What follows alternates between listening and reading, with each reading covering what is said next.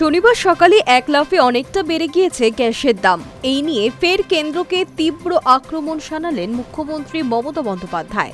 Metro চ্যানেলে চলা ধর্নার দ্বিতীয় দিনেই কেন্দ্রীয় সরকার এবং নির্বাচন কমিশনের বিরুদ্ধে সরব হলেন তিনি।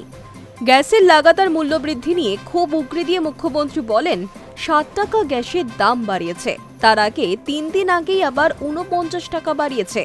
বড় সিলিন্ডারের দাম 2100 টাকা হয়ে গিয়েছে, আর ছোট সিলিন্ডারের দাম 1000 টাকা হয়ে গিয়েছে। এখানেই থামেননি, নতুন বুকিং নিয়ম নিয়েও প্রশ্ন তুলেছেন। তার কথায়, বলছি 21 দিন আগে থেকেই বুক করতে হবে। যার বাড়িতে গ্যাস শেষ হয়ে যাবে সে কি 21 দিন রান্না না করে থাকবে? এগুলো আপনাদের মাথায় থাকে না? খাবে কি মানুষ? গ্যাসের দাম বৃদ্ধির প্রতিবাদে আরও বড় আন্দোলনের ডাকও দিয়েছেন ধর্না মঞ্চ থেকে। শনিবার তিনি ঘোষণা করেন, আন্তর্জাতিক নারী দিবস উপলক্ষে রাজপথে নামবেন মহিলারা। জানান, প্রতিবাদ মিছিল হবে একেবারে অন্য ঢঙে। হাঁড়ি, খুন্তি, কড়াই, বাটি, ঘটি হাতে নিয়েই পথে নামার আহ্বান জানিয়েছেন মুখ্যমন্ত্রী। বলেন, রবিবার মিছিল হবে, গ্যাস নেই, রান্না নেই, খাবার নেই, সেই জন্য হাঁড়ি, কড়াই, বাটি, ঘটি, হাতা, খুন্তি নিয়ে প্রতিবাদ মিছিল হবে।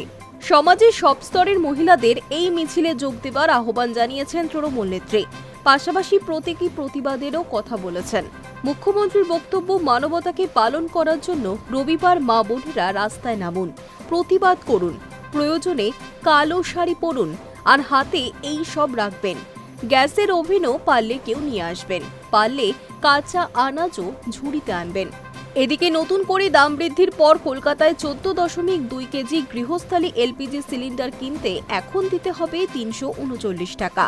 অন্যদিকে হোটেল ও রেস্তোরাঁয় ব্যবহার হওয়া 19 কেজি বাণিজ্যিক গ্যাস সিলিন্ডারের দাম বেড়ে দাঁড়িয়েছে 1990 টাকায়। ক্রমাগত গ্যাসের দাম বৃদ্ধিতে সাধারণ মানুষের ভোগান্তি বাড়ছে বলেই দাবি তৃণমূলের। সেই ইস্যুকেই সামনে রেখে এবার রাস্তায় নামতে চলেছে শাসক শিবির। High news network.